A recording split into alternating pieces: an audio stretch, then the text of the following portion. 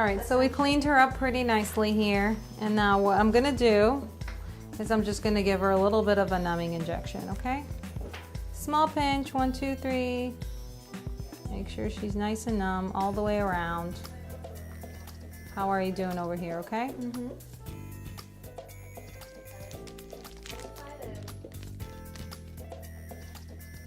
So what we're gonna do is we're just gonna do a little shave. So I'm just gonna slowly remove this.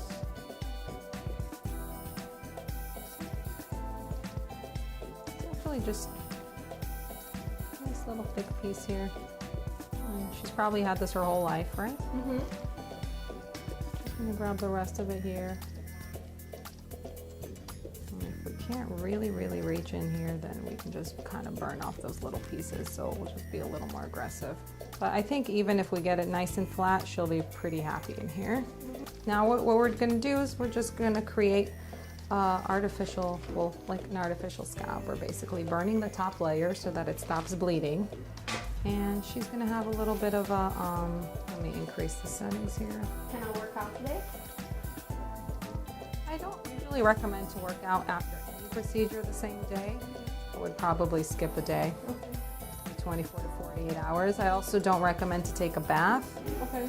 Usually with this type of thing, it's kind of like when you get a boo-boo, right? And then your body forms a scab. You don't not take a shower or not jump into the bathtub. So what you can do is maybe just throw a little Vaseline on it, so that way, you know, clean it off, throw a little Vaseline on it, and then that way it's kind of nice and sealed from the water. Just because it's kind of in a tucked in area, you don't want to have.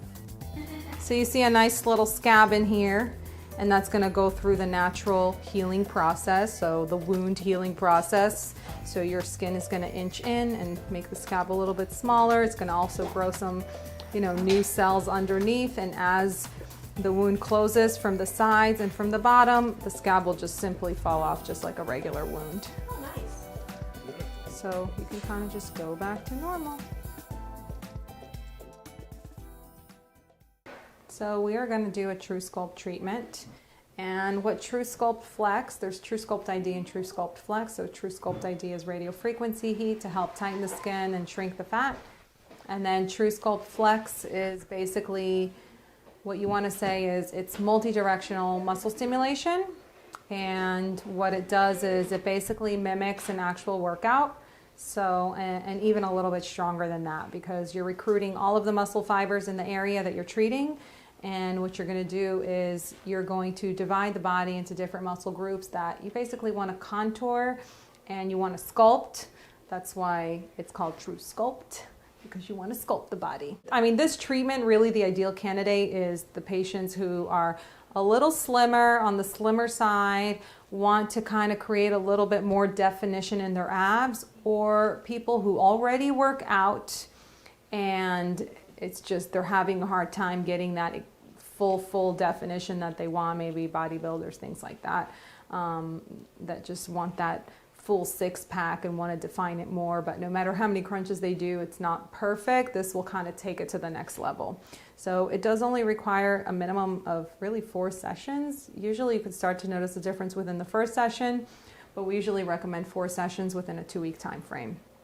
This is a gel pad that protects the skin and helps conduct the electricity. This is an electricity-based treatment. So first, you don't want to really, you don't want to put any of the applicators over the bone, because you're just kind of wasting energy, okay? And we never put it on the chest, and we don't put it on the upper back, because you can disrupt the electrical conduction of the heart, okay? That's a good tip. So you also obviously want to make sure patients don't have, you know, any defibrillators or other devices hooked up to their body. All right, so what we're gonna do is we're gonna put this little sticker here, and it's nice that her arms are up because you can see kind of where her ribs are, and then you know that you're gonna put the applicator below the rib, okay? So there's, you know, your 2 groups of muscles here, but we don't have to treat both. We can just start with the abdominal muscles. And then we can do the obliques as well if we want in this area.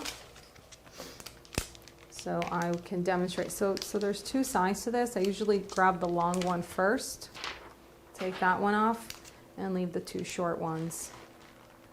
Right? And then this little white patch, I usually keep it out of the way. So what I mean by that is, if I'm putting on more gel pads, just make sure this is nice. And we'll push that down with the applicator.